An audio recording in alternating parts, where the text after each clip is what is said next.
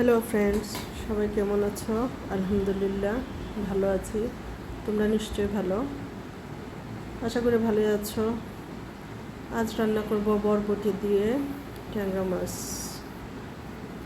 দেখো, আমি একে একে সব মশলা দিয়ে নিচ্ছি। লবণ, আদা রসুন পেঁয়াজ বাটা, ধনিয়া ফাঁকি, হলুদ ফাঁকি, মরিচের গুঁড়া, সব সব দিয়ে হালকা সব দিয়ে কষাই নেব।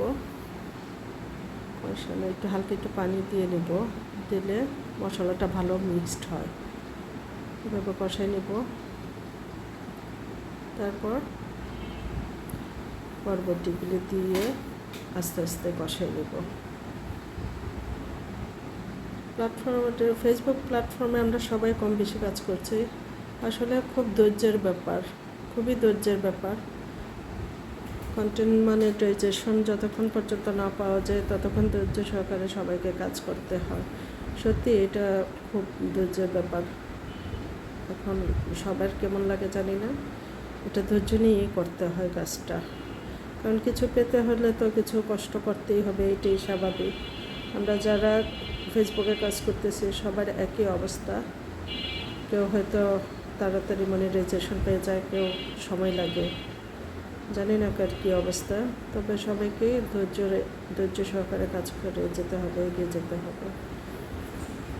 যেতে হবে। দেখো, আমার তরকারি প্রায় হয়ে গেছে, আমি ঝোল দিয়ে দিলাম। এখন আর মাছও দিয়ে দিব। মাছ হয়ে গেলে মাছ দিয়ে দিব। তারপরে ঝোল একটু ঘন হয়ে গেলে নামিয়ে নেব। কে কোথা থেকে দেখছো সবাই সুন্দর সুন্দর কমেন্টস করো, পাশে থেকো। তোমরা সবসময় আমাকে সাপোর্ট দিচ্ছ, পাশেই আছো, তো এইভাবে পাশেই থেকো, সবসময় পাশে থেকো, সুন্দর সুন্দর কমেন্টস করো।